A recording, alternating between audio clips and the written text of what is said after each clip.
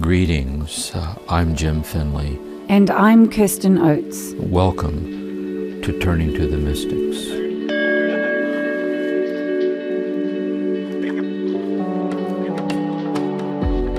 Welcome to Season 2 of Turning to the Mystics. Today we're doing something a little different. Jim and I are here with Mirabai Starr, and she's going to join us for a dialogue about Teresa of Avila. Mirabai has translated The Interior Castle as well as Teresa of Avila, The Book of My Life. So she has a deep relationship and expertise around Teresa, and Jim and I are both excited about this discussion. Before we get started, let me tell you a little bit about Mirabai. Mirabai is an award-winning author of creative nonfiction and contemporary translations of sacred literature. She taught philosophy and world religions at the University of New Mexico Taos for 20 years, and now teaches and speaks internationally on a contemplative practice and interspiritual dialogue. Her latest book, Wild Mercy, Living the Fierce and Tender Wisdom of the Women Mystics, was named one of the best books of 2019 by Spirituality and Practice. Mirabai is on the 2020 Watkins list of the 100 most spiritually influential living people of the world. She lives with her extended family in the mountains of northern New Mexico. And Mirabai has been a wonderful friend to the Center for Action and Contemplation. She and Richard have a lovely friendship, and she has joined us for many conferences to lead practices and to speak. And she actually joins Jim in our online course on the Interior Castle. So welcome, Mirabai. Welcome, Jim. We're looking forward to our conversation today. Mirabai, before we get started, I thought it would be great if you could give us a little bit of background on yourself and how you came to be someone translating Christian mystics. I grew up in a non-religious Jewish household. My parents were kind of social justice activists, but not interested in Judaism as a spiritual path, but more as a kind of model for activating in the world on behalf of people on the margins. So I grew up with that consciousness around Judaism, and it was only later, my early 20s, that I began to explore Judaism as a spiritual path. But I also grew up with the Eastern traditions, Hinduism and Buddhism, and then eventually Sufism, the mystical branch of Islam. Pretty much everything except Christianity. And then finally, when I was around 20, I was living in Spain, in Sevilla, studying Spanish literature. And I encountered San Juan de la Cruz, St. John of the Cross, and his poetry, his ecstatic love poetry to God. And it aligned very much with my Sufi practices and studies. So I really recognized his love language. And when I began teaching philosophy and religious studies at the University of New Mexico, I always used John of the Cross, but especially Dark Night of the Soul, which had been a deeply moving text for me personally. And my students just weren't connecting with it. So finally, a colleague of mine suggested that I try translating it. I was in my late 30s at that point. And I did. So I began with the poem, Noche Oscura del Alma, or Canciones del Alma, Songs of the Soul, which was this love poem that just poured out of John of the Cross when he escaped from prison for his reform activities with Teresa of Avila. And then from there, the sisters, the nuns for whom he was confessor, prevailed upon him to write a prose commentary, an explication of that poem as a guide for the spiritual journey. And he did. And so there's this exquisite prose commentary that we know of as Dark Night of the Soul. So my publisher actually said after that, look, nobody knows John of the Cross in the mainstream, maybe in the Catholic Church and scholars and so on, but Teresa of Avila people are intrigued by. Why don't you translate her next? And I was like, oi, I'm not interested in her. She's just too flamboyant. John of the Cross is a true contemplative like me. Teresa is just, it's all flash and fire.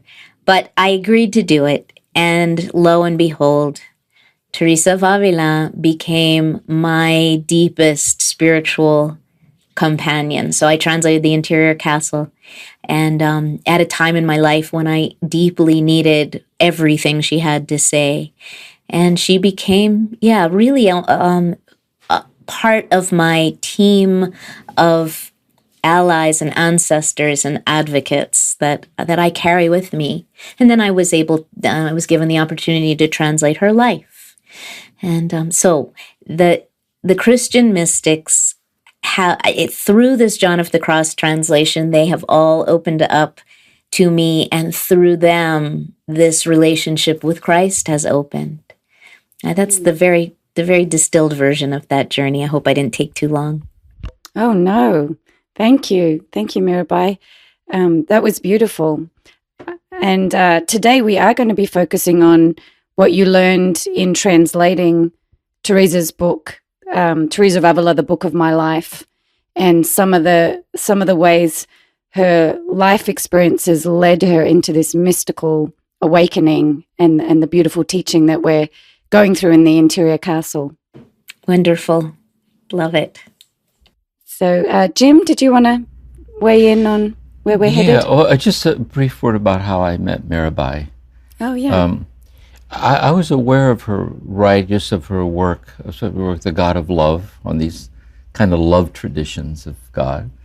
And likewise, it resonated with me and with these nuptial mystics and the Christianity, this marital imagery for mystical union, and then Sufism, and then Bhakti Yoga also. So then Father Ron Rohrheiser invited us to come speak there at his place there in Texas to give a weekend retreat, Mirabai and I. And it's the first time we met in person and just developed this natural sense of affinity with each other and resonance personally, along with the spiritual bonds. So then when we started the podcast on Teresa, she was a natural kind of tie-in.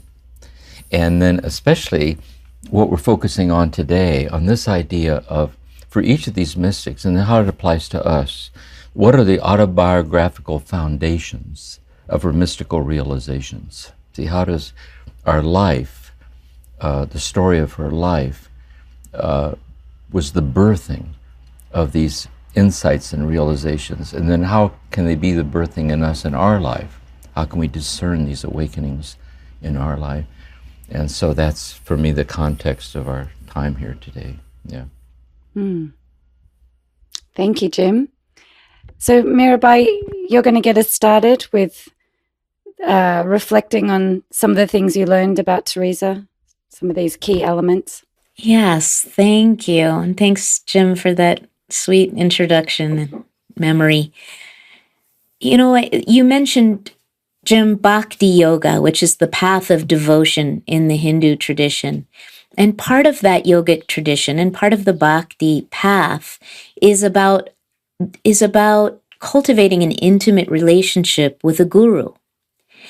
And what I find as a translator of the mystics is that that's what's happening. There is this feeling of direct transmission. I hope I don't sound too woo-woo here, but in Hinduism, it's called darshan. And in darshan, right, you're sitting at the feet of the master receiving direct transmission.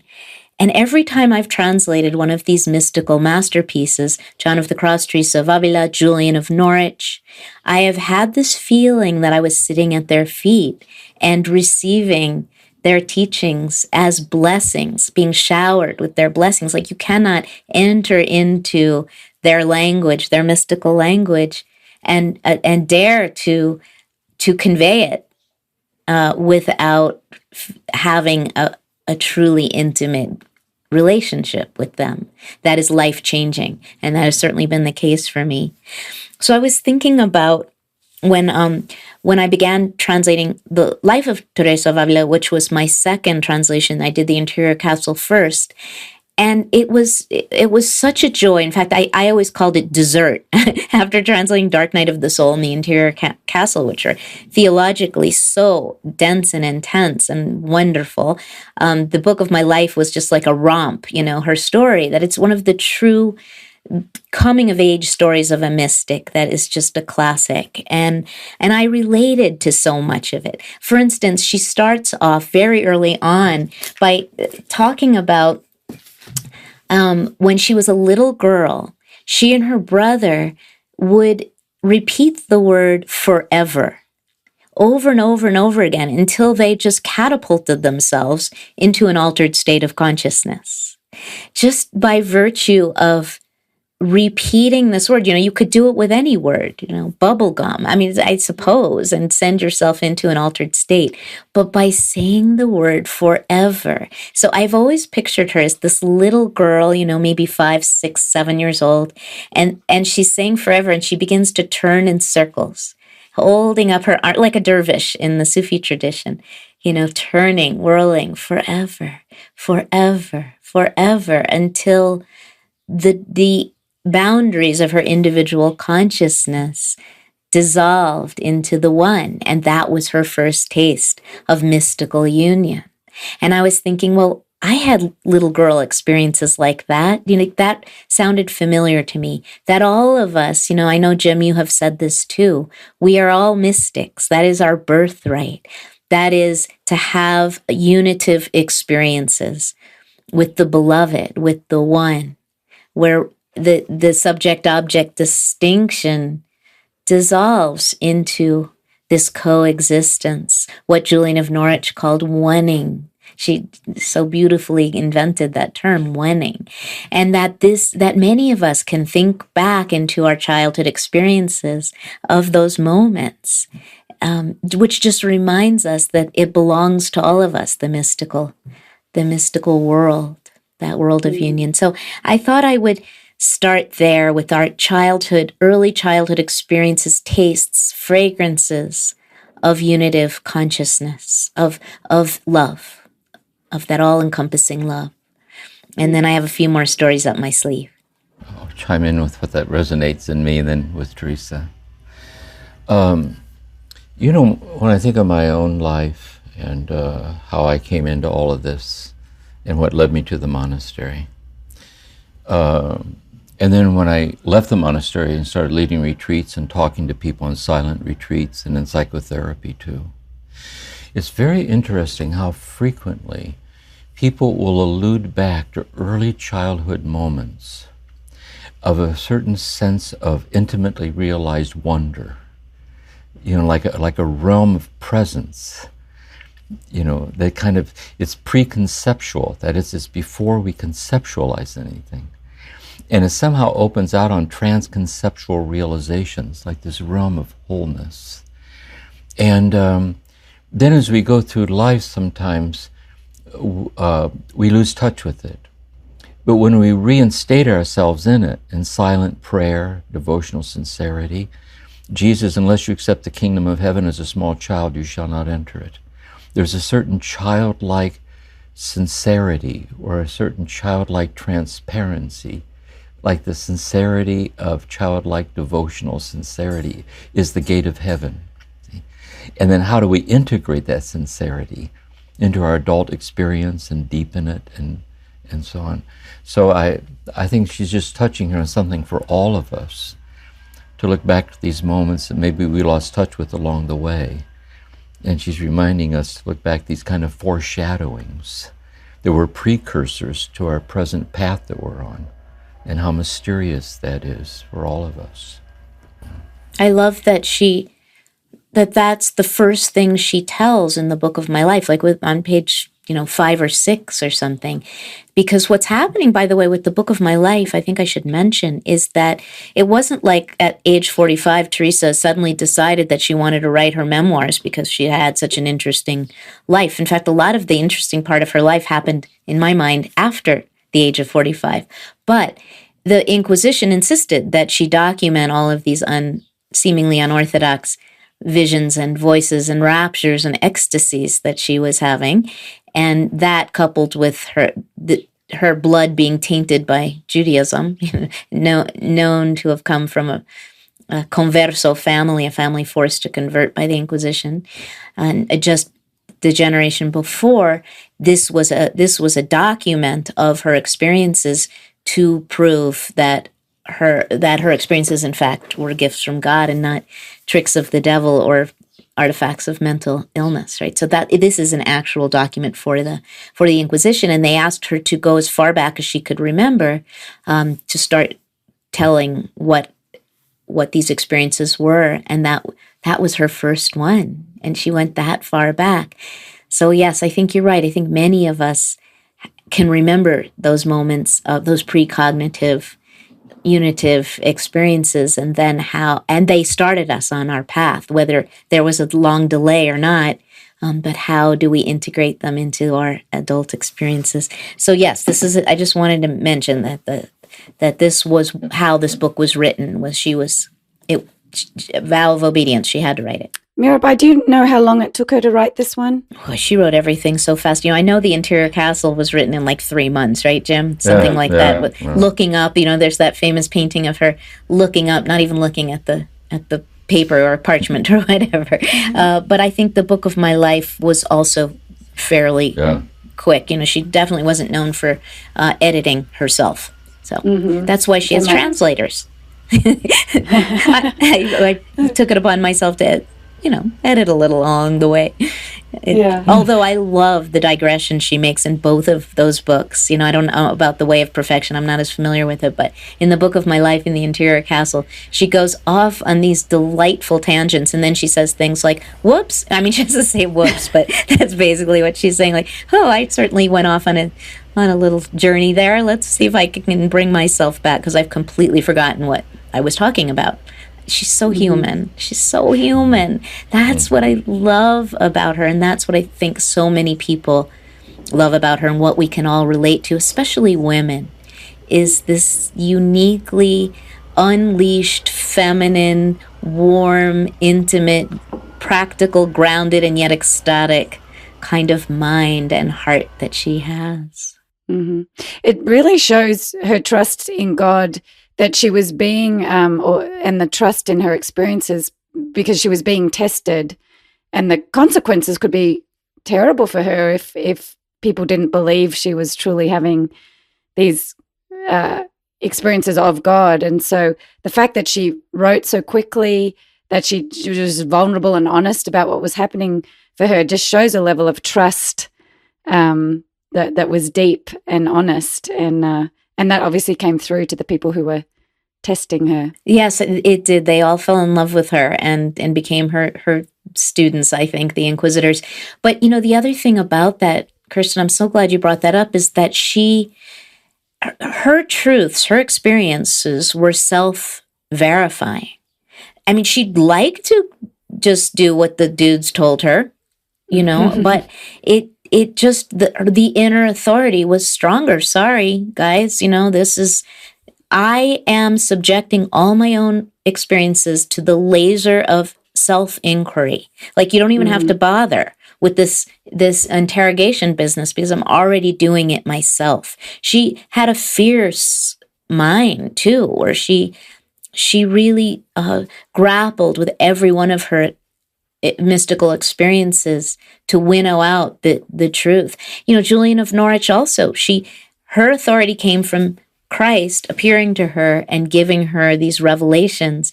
And she said, I always have been a faithful daughter of Holy Mother Church, and I would like to just believe what they tell me, but, sorry, Christ told me differently. And that's my authority.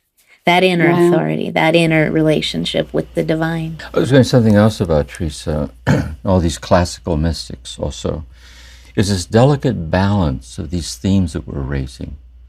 So for example, there's this kind of openness to these first childlike premonitions or tastes that we carry forward, but at the same time then integrating it into mature understandings, that we don't stay back there in immature, even sometimes infantile articulations, but we don't break the thread of the original simplicity either. as we go. She always has that balance about her. And the same with the masculine and the feminine.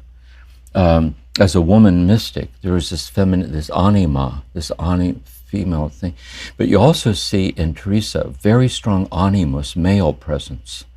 There's a story about her where she had to always raise money for the foundations. And she's meeting with one of the bishops, I think, or somebody. And she drove a hard bargain, getting them to get the money. And when they walked out, one said to the other, she should have a beard. That is, she has more machismo than we do. You know, she has a lot of chutzpah. And so there was this deeply feminine, integrated animus about her. And there's that balance for all of us, you know, the integration of the anima and animus in all of us as the integrated human being in the divinity that incarnates and transcends both, like that. And thirdly, also about the church, is that she listened to this voice, which is the prophetic voice of the mystic, you know, this original fire of the unexplainable, you know. But at the same time, she was always circling back that everything she said was true to the spirit of the Catholic tradition. She never broke with it. But at the same time, she didn't stop at the level of dogmatic definitions, but saw dogma as metaphors for mystical realizations through the sacraments, through prayer. And so she always said, Thomas Merton does this too. You see this with these mystics. They're always trying to be true to the essence of the church. But the essence of the church prophetically goes deeper sometimes than those who hold the authority within the church. It's like with Jesus. A lot of the arguments people had against Jesus was the authority of the Pharisees. And they kept quoting scripture to him. See? And so Jesus was always true to the essence of Torah, to the essence of the prophets, that prophetically transcends these locked-in things. And I think Teresa holds that nice balance on all three of those, which are lessons for all of us, I think. Yeah, beautiful, Jim. I agree. Before we move on from that first point, I did just want to note, you know, I think both of you talk about like finding your teachers, and I love Mirabai, you're talking about the community of teachers and ancestors that help us kind of connect into our own experiences. And I know part of my childhood experience was to live, my father was bipolar, very challenging childhood dynamic. And so my memory is not so much of these beautiful, wondrous experiences, but through diving deep into Jim's teaching, finding God in the midst, when I look back, sustaining me in ways that I didn't connect to at the time, but can connect to quite deeply looking back. And so sometimes the early childhood experiences, the presence of God always there, you know, depending on what your starting point is. Jim's been a great teacher for those of us who started with trauma. Yes. Yes, thank you for making that point, Kirsten, because not everybody has the privilege of wonderment in their childhood. Where the wonderment's mingled with sadness and terror. There's like an alchemy for some children. Also interesting with Teresa, in the Sixth Mansion, she talks about the traumatizations of unconsummated longings and being misunderstood, as if somehow deep suffering's woven right into the alchemy of the path. It's just how and when each of us experiences that alchemy is unique to each of us. And so it's another thing about her, I think. Yes, beautiful. And of course, you know, the Sixth Mansion or dwelling, morada, is the precursor to total union. It just gets, that's right. What do they say in Sufism? The lions at the gates get fiercer the closer you get to home or something. Yeah. Turning to the mystics will continue in a moment.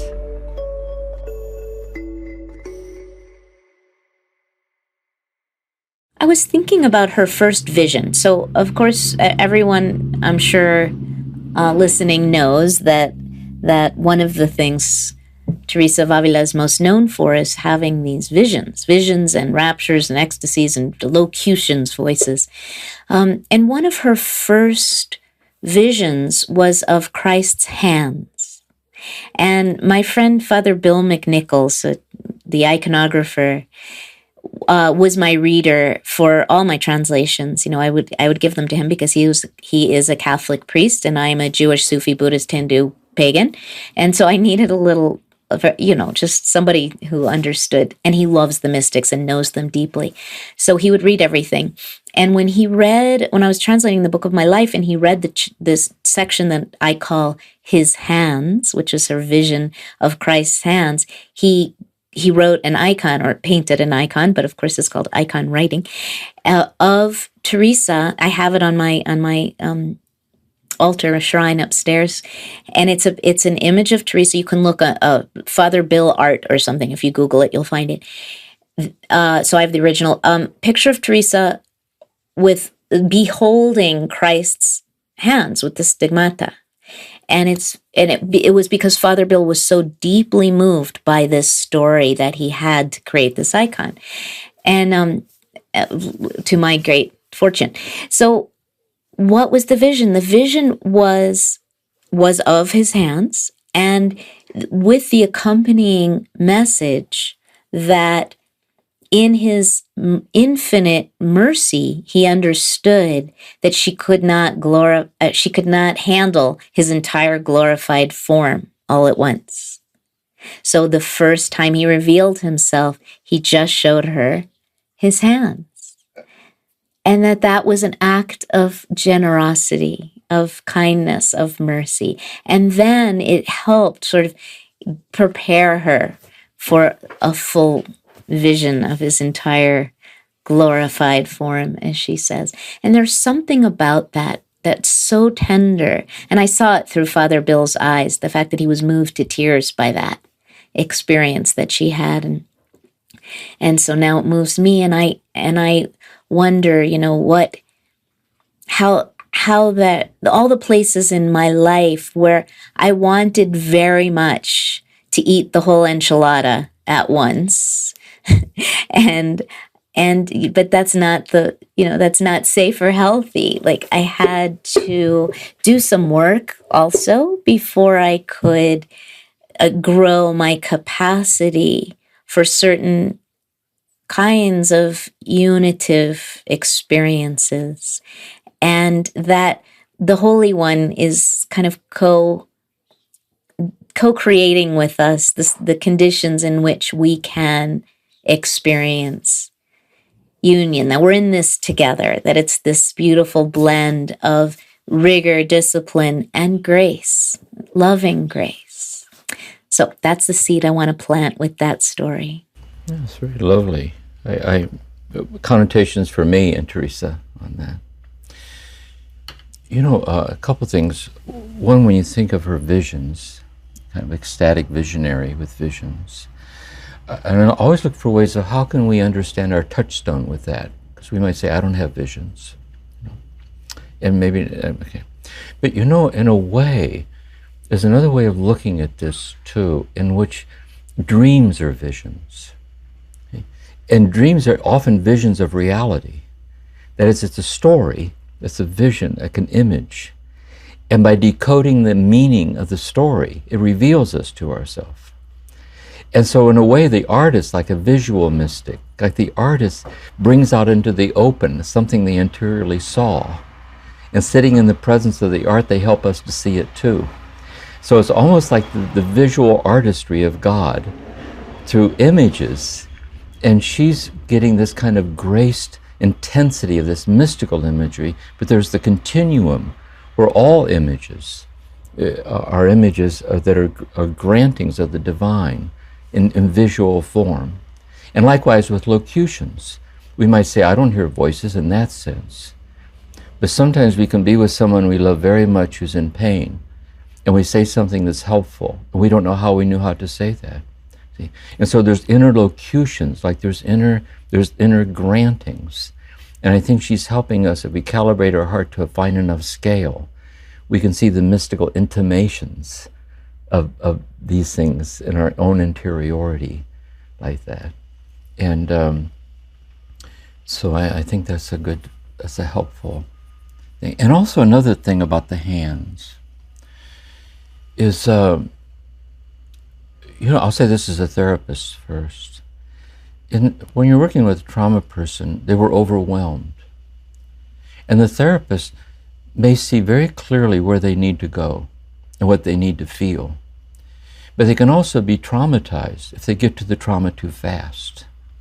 And so the therapist is kind of guardian of the process to incrementally expose them to. But likewise, it's also true there's a joy we cannot yet bear. And so sometimes there's this kind of conversational unfolding where the infinite wisdom of the tenderness gives us a peek through a crack in the door. See? So once we internalize it and get the glow of it, then we're open for more. And even when we are overwhelmed, as we sometimes are, she talks about this, we're overwhelmed, we realize we're being lovingly overwhelmed, like we're being watched over.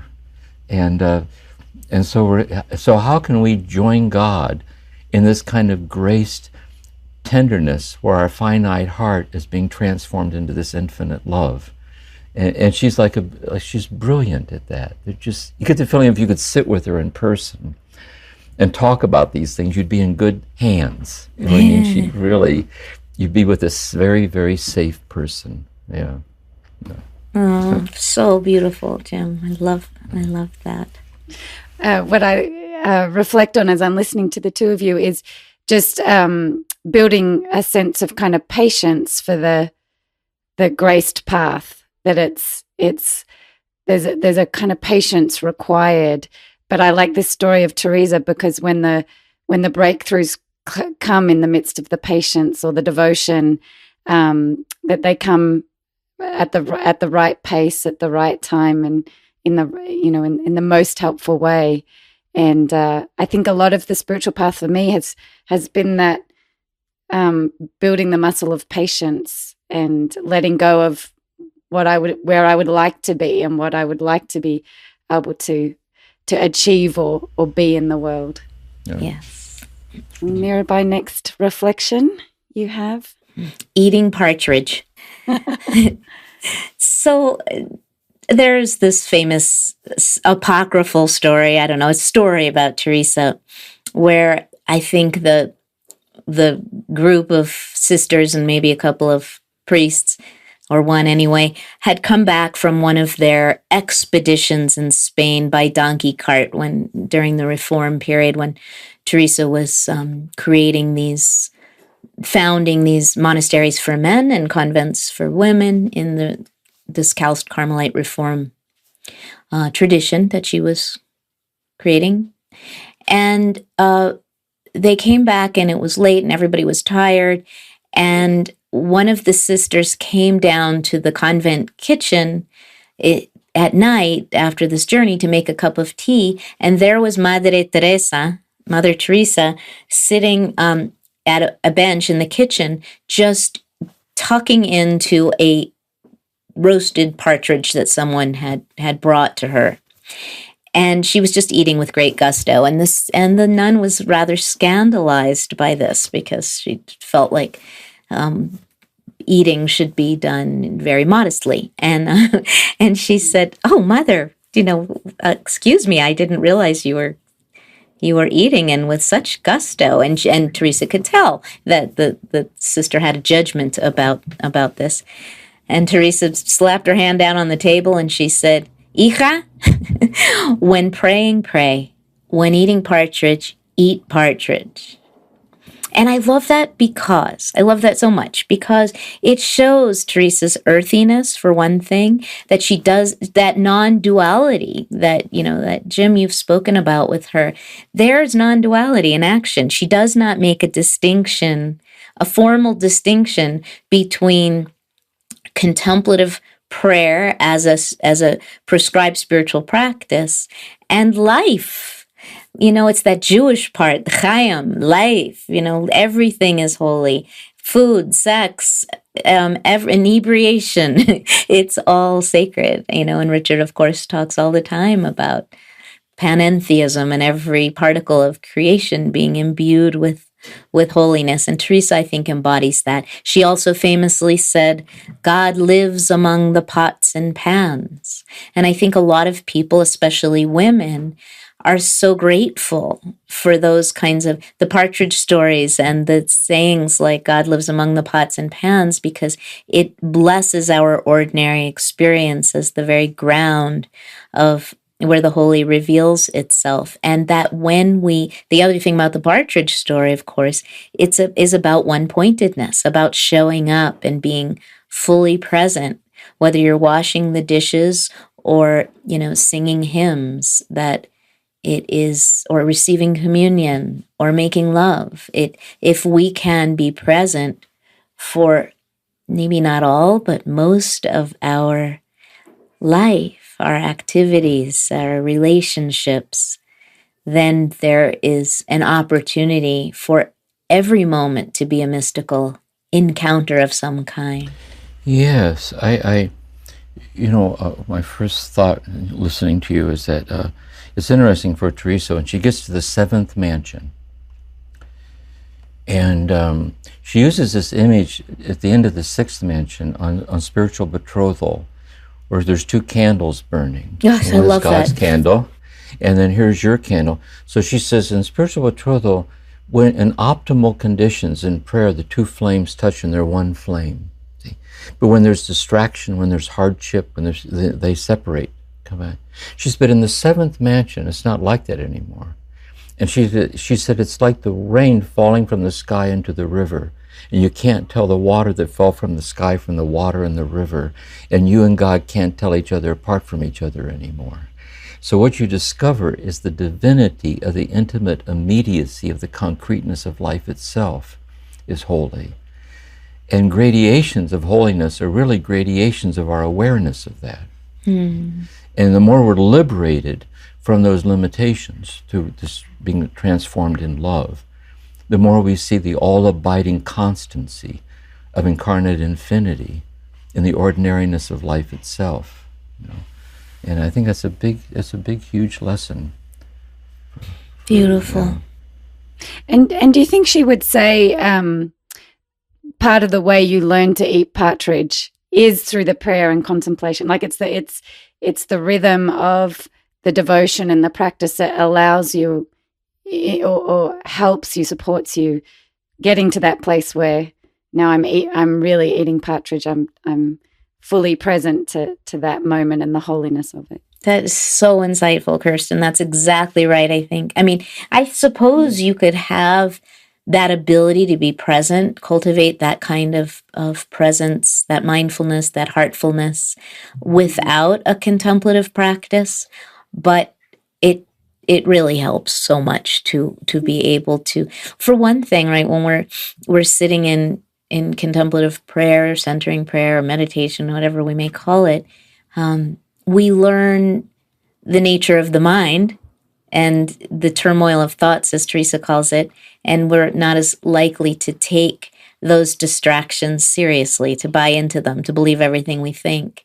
And that certainly hones our capacity for being present. Yes. Jim, can I read that tiny passage you were just talking about from the Interior Castle, where Teresa talks about union? Yeah. Yes, please. Be good, yes, please. So this is from, I can't remember exactly where, but it's at the end of Sixth Mansion, I guess, of the Interior Castle. In total union, no separation is possible. The soul remains perpetually in that center with her God.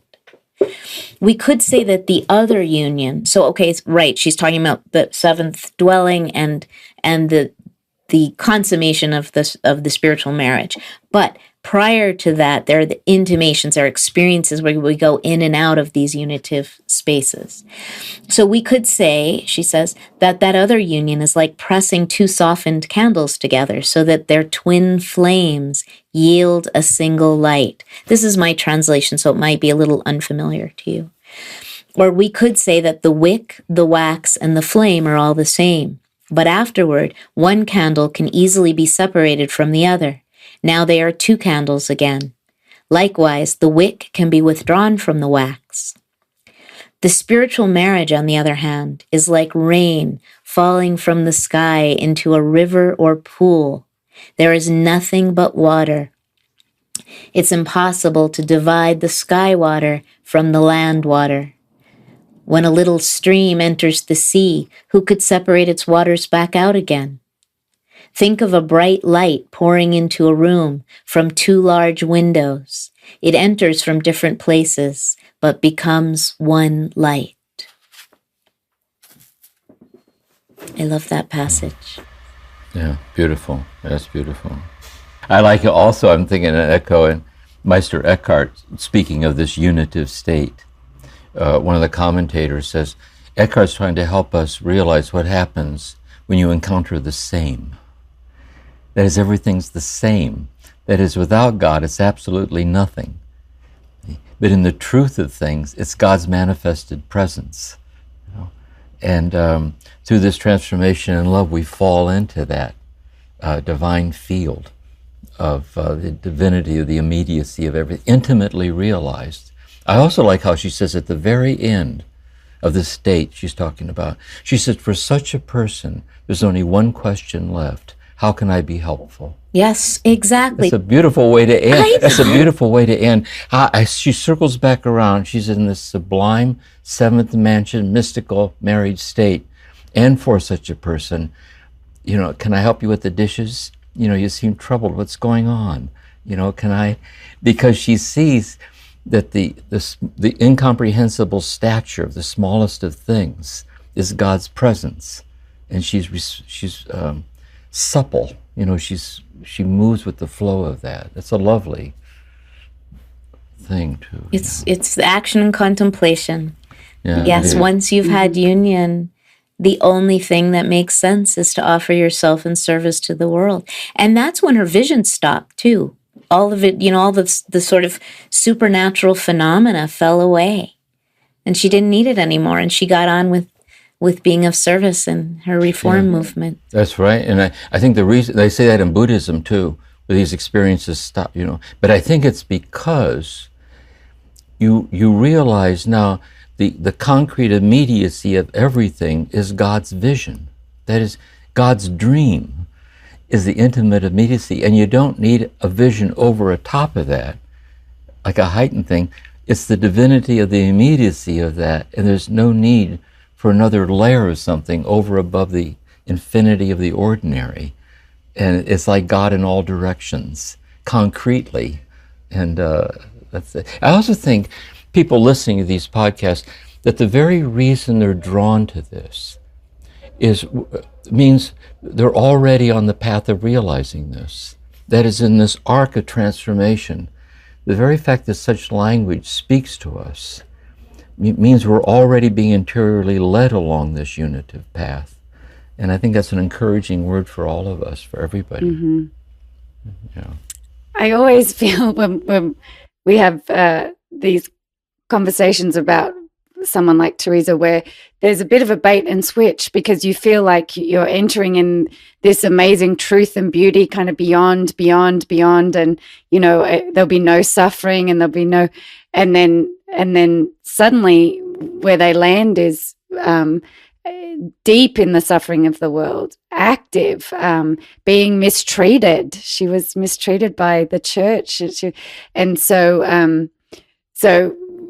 I think there's the aspiration, for me personally, this aspiration of kind of the beauty, the truth, and the oneness, but then also how can I build in the knowledge that actually it's what's happening in the world, the suffering in the world, that connects me to God as well, and so to not lose sight of that. Yes, beautiful, beautiful. And Mirabai, to go from this unitive consciousness then back out into the world, Teresa obviously had a great analysis. I mean, she put a lot of effort into analyzing what was happening in the church, looking at where suffering was taking place. So there was a lot of hard work around knowing what justice was required. Is that right? In the way she approached it? Yeah, so, and, you know, she certainly didn't use any of that kind of language, nor did she ever refer to the fact that the Inquisition was causing great suffering to Jews and Muslims. But there was there was this sense of that her own suffering was integral to her path of awakening, and therefore to the service that she was offering to others, that was rooted in an understanding of the human condition being, aligned with the Buddha's first noble truth of life being characterized by a series of disappointments and disconnections. And Teresa herself, as you alluded to, suffered greatly at the hands of the institutions to which she belonged, and felt deeply misunderstood most of her life. It's interesting, there was some scandal when she was around 16, which is why her father sent her off to a convent. Her mother died when she was 12. Her mother died in childbirth with her ninth child at the age of 33. This is what Teresa witnessed. And at that point, she kind of gave herself over to Mother Mary and said that Mary appeared to her and said, I will be your mother now. And that gave her great comfort. But there was this deep radical loss at a young age. And she, like many teenagers who are, what would it be, untethered, she became a wild child, and she did all kinds of things, and her father could not control her, father who adored her. And at one point, there was something scandalous that happened. And the scandal could be anything from, walking in the garden unchaperoned with a boy to losing her virginity. We really don't know what happened. But later in life, when she's just being battered by the Inquisition and by the church and by the bishops, and there are all these accusations. I think she's already in her 60s, maybe, Jim, at this point. She's being accused of all kinds of ridiculous things, sexual, misconduct, things like that. And she just laughs it off, and she says, you guys can say whatever you want about me. Nobody's even mentioning the true sins of my youth. If they only knew what I actually had done, these stories would just be nothing. But what I wanted to say about the suffering, this question of the human condition that Teresa so beautifully models, is that I think many of us, and Jim as a therapist, I know this will resonate with you. I think for many of us, as you said, trauma is intermingled with glimpses of the holy. And grief and loss, which we all experience, and right now in the time of COVID and the time of Black Lives Matter resurgence of this awareness of justice and injustice, there's this opening, this portal that is making itself available to us, where we can recognize that intermingling of suffering and the sacred. And in Teresa's life, the deaths of her parents were hugely significant to her. First, the death of her mother when she was 12, that probably launched her into her spiritual path, really. And then she was very close to her father. And when she left when she joined the convent at 18 and took holy orders, her father was in despair, because it's like you might as well have dug her grave. And because it was a cloistered convent, and he wouldn't really get to ever be with her again, except through the grill. But when he died, but then he became her most devoted student of contemplative prayer. Her father did. He studied with her, and she taught him the path of mental prayer, contemplative prayer. And he just flourished in this practice. And then when he died, Teresa felt nothing. She was sorry that he was gone, but she had no actual emotional experience, she says in the book of my life, around it. And she judged herself for that, as she often judged herself for her lack of emotionality. Do you know that, Jim? She just, right? And the sisters, she would see them bursting into tears in the chapel, and she would just think they were ridiculous, and that it was emotionality and it wasn't real spiritual feeling. It was something more superficial. But then finally, when she had that what they call her second conversion in the convent hallway when she encounters the statue of Christ and accidentally catches his eye and perceives this unconditional love intermingled with the suffering. It's Christ being scourged right at the pillar, and breaks her open. And she's like prostrate on the stone floor of this hallway at the feet of this statue. And she's weeping tears of decades, really 2 decades of spiritual aridity from age, say, 20 to 40 in the convent, when she felt basically nothing, including her father's death. And then suddenly the floodgates open of love for Christ and feeling his love for her, and demanding in her typical bluster that I'm not moving until you can promise me, dude, that you will never let me stop loving you like this. And in that opening of love, and he kept his promise for the rest of her life, in that opening of love, she was finally able to feel her grief for her father's death again. And all the losses, the health challenges, and the injustices that were foisted upon her in her life, and so sometimes that the one grief or one experience of loss or one experience of the heart being disarmed will allow for, I know as a therapist, you're very aware of this, Jim, and probably in your own life too, as I am, all the other losses, all the other sufferings are all present, and we're able to feel them and transform them through love in those moments. Yes, lovely. I want to chime in with that too, another insight through Teresa and then to us about the alchemy of love and suffering.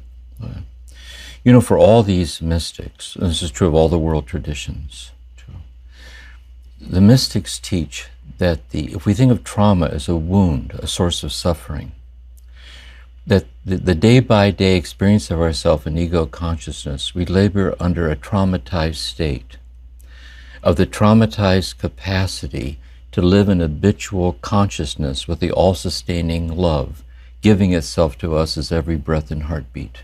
That's the one thing that's happening, is this love pouring itself out as our body, as our life. And it's the fact that we're exiled from that. So in the Christian tradition, as original sin, not as a blight on the soul, but as exile. In Buddhism, it's ignorance. For Jesus, it's blindness. You have eyes to see and you don't see. It's in that exiled, blind state fear arises and confusion arises. And then we act it out on all the traumatizing things we do to each other.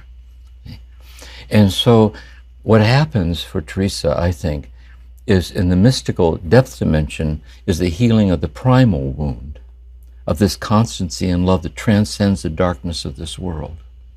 But it transcends it by heightening our compassion for it. And so it moves us to touch with tender-hearted compassion the wounded places in ourselves and others. But grounded in a peace that's not dependent on the outcome of our efforts. Because it's a peace that's not dependent on anything. It's in the holiness of the encounter of liberation incarnate as caring. And I think that kind of balance is another delicate thing about Teresa and having our heart broken open by love. We've been rendered whole by having love broken us open. So we can no longer live on our terms, we live on love's terms. And in being broken, our hearts poured out towards ourselves, other people, all sentient beings, as the Buddhists would say. And I think that's true of all these mystics. You see that paradoxical alchemy of the vertical depth dimensions of suffering and love, and how it is healing that heightens our sensitivity to all suffering, but in a peace not dependent on our efforts to remove it, because it's not dependent on anything. It's the love of God that sustains us all unexplainably, come what may. And I think that's another insight through Teresa, too. Beautiful. It strikes me, that movement that you described, Mirabai, from being very judgmental about herself, even her lack of emotion, her lack of grief, how judgmental and how she was, and then in that moment, in the release and the grief and the she drops into a depth of compassion, but drawing from a source of compassion beyond herself. And I do think we can be so hard on ourselves and cut ourselves off from that compassion by those voices and judgments. And so how to find those moments to let go of that for a moment and let love in. Beautiful. Yes. Yeah. I'm also struck, Mirabai, when you were reading from The Interior Castle, and the way Teresa used just these beautiful examples: water, light, fire, the silkworm and the butterfly. And I mean, she was really brilliant at offering insights into things that are so hard to explain through what she could see in the real world. Yes, she was very sensual, very, to me, this is a certain kind of feminine wisdom, that she was very grounded in the body and in sensory experience. And even when she came up with the 4 waters of prayer in the Book of My Life, which she then later expands on in The Interior Castle, when she wrote about that, she just burst into, these asides that I was referring to. She bursts into this squeal of delight on the page where she says, I have never come up with something so perfectly to describe the experience of, the path of prayer. And she delights herself with the images that she comes up with. Even the interior castle itself, that vision of the soul as this beautiful, radiant diamond-like place that is the most beautiful place in all of creation. So of course the Holy One would choose to dwell at the center of that gorgeousness. And all of these things are these metaphors are very vivid. In fact, there's a place in the interior castle, I think, or might be in the Book of My Life, where she says, I feel sorry for people who don't have images of Christ and Mary and the saints in their lives, because these pictures are my windows. They're our doorways into an intimate connection with these beings. My friend Father Bill tells me that there was a backstory there where John of the Cross, who was very much a non-dualist, convinced Teresa that she was too attached to images and that she should take down all her pictures and just try to have a direct connection with the undifferentiated reality of God. And so she did, and she lasted, a day, and then she had to put them all back up because she felt like she was betraying her beloved by stripping away these images. She understood that they were not the ultimate, they were fingers pointing at the moon, as they say in Buddhism, and not the moon itself. But she also says, I'll try to wrap it up here because I could go on forever, but she also says that when she was in prayer, she liked to have a book with her, right, Jim? You know this? She liked to have a book right next to her. She said, I didn't even have to read it, although reading it would help me then recollect, the prayer of recollection, recollect myself so that I could be with the friend or the beloved in the interior of my soul. But so I'd read sometimes, other times I didn't need to read. Just knowing it was there would help collect my consciousness, my thoughts to that one-pointedness where I could be with God. So she was a cataphatic mystic, and John was an apophatic mystic, and yet they met. In my new book, Wild Mercy, I kind of talk about this Mobius strip of duality and non-duality, or cataphatic and apophatic, that mystics are both. They're grounded in life experience and all of our particular incarnation and embodiment. And that becomes, as you said, Kirsten, earlier about contemplative prayer, becomes the way to experience God in everything back out off the cushion and in the world. So it's this beautiful feedback loop that I think Teresa embodies very elegantly. Yeah. Did you know that story about John of the Cross, Jim, telling her to take the pictures down? No, I didn't know that one. No. So you know what's interesting too, what Mirabai is saying, is that if the apophatic is the hiddenness, like the night, we find our way to God through a passage through a dark night, O night lovelier than the dawn. And then the cataphatic is this manifested order, like the transfiguration or the light, the manifested divinity. Wherever you have one, the other is always there.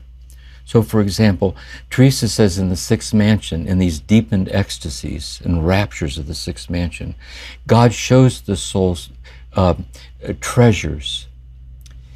And she says, the treasures you know intimately in seeing them. But after the ecstasy is over, there are no words for the treasures that you know.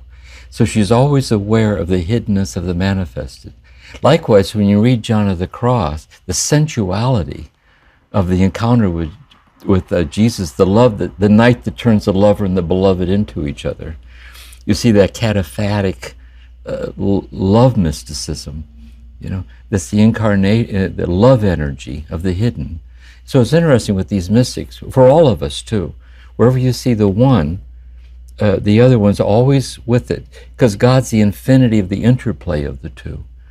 The hidden manifested mystery of our hearts. And anyway, it's another key theme, I think, for her. Yes. Well, this brings us back to where we started, which is Teresa offers this way of acknowledging our experience beyond just what we think or what we know, but the full-bodied experience is where we find a lot of the truth. And the way she brought that back through these experiences of, we could watch a candle, we could, and even in her descriptions of them, there's an experience that can happen that's well beyond a thought. It's a sense of warmth, a sense of love, a sense of something deeper, a sense of something more wonderful. I want to share a story someone shared with me at a retreat.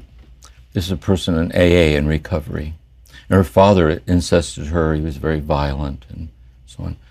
And when he was dying, she went to the country where he lived. And when he was in the hospital, she has to stay in the room with him. And so she spent the night in a chair next to his bed, and his breathing was labored, and the light was coming in through the window, and she was listening to her dying father's labor, and she started sobbing, just sobbing. And she said that moment with her dying father changed her whole life. And I think Teresa's trying to open us up to that, you know what I mean? Where, like the breaking open of everything in some unexplainable way that turns you into a vulnerable, amazed, grateful person. And I think Teresa's always, she's so self-disclosing, and she invites us to be self-disclosing about that part, our raw and beautiful heart, like Chogyam Trungpa Rinpoche speak of. Yeah. Yes. That's what she does for me, for sure, is she blesses my vulnerability as holy ground. Yeah. And I need that. Well, before we finish today, I just wanted to see if there was any final reflections. I know one question I'd like to offer is, what is the relevance of Teresa today? Because I know this is our second season of Turning to the Mystics. And in season 1, we turned to a more contemporary mystic, Thomas Merton. And now we're turning to a more ancient mystic. And just how do you see the relevance of that mystic to people listening today? Should I go first? Okay, I'll go first. Here's what I think it is for me. When I was in the monastery, I was right out of high school, and I was in this cloistered monastery, and Thomas Merton was my director. And we would talk about this, this, like this. And I asked him if I could read St. John of the Cross. And I would sit with Thomas Merton, and we'd have a talk like this. And I'd walk out into the woods, and I had the Ascent of Mount Carmel with me. And I sat on the ground at the base of a tree, and I opened it up, and I read John of the Cross out loud. It was the same voice Thomas Merton was speaking. You know what I mean? It's the timeless lineage of infinite love incarnating itself down through the ages like this. And like now it's our turn. And so I think the relevance of Teresa is that she's so timeless in our passage through time, because it's the eternality of the fleetingness of everything. Like she's bearing witness to that, like, and to live it deeply with all our heart. And I think that's the relevance for me, for her. Yeah. Beautiful. I don't even know what to add to that. You know, as I said in the beginning, she's so intertwined with my own soul. I can't even tease out the strands of her in me, except to say that she gives me courage to speak truth. And that's what I hope that she can do for everyone. You know, I think that's why I'm so happy to have been able to translate her. Is my translations are faithful. They're not renditions. They're not versions. They are literal translations, but they are also intentionally as accessible as possible, so that I really crafted each sentence so that it would sing, and it would sing to people like me who aren't necessarily rooted in the Christian tradition. I think we already established that I'm not, although I find that I have a lot more intimacy with Christianity than a lot of Christians I've met, to my surprise. Maybe that's always true for the converts. But that there's this way in which Teresa transcends Christianity, and I think all the mystics do. It's said that the mystics of different spiritual traditions have more in common with each other than they do with the fundamentalists of their own tradition. Yeah. And I think that is true for Teresa.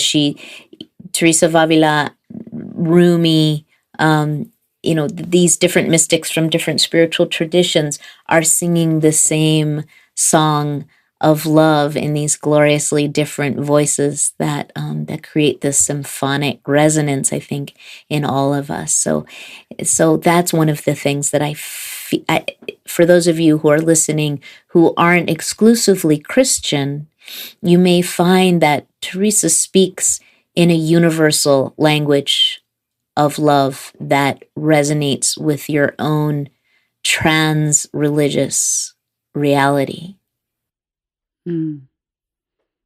Thank you. And Mirabai, I've been, preparing for today, reading your book, Teresa of Avila, The Book of My Life, and it's so alive. I feel your deep connection and just that real aliveness of Teresa through the book. So thank you. Oh, thank you for that. That's exactly what my prayer has been, that you feel that aliveness of her on the page. Definitely. And it's been a treat to have you here today. Thank you so much for joining us. And this has been just a rich and beautiful conversation, and I've just thrilled to get to know Teresa a little more deeply.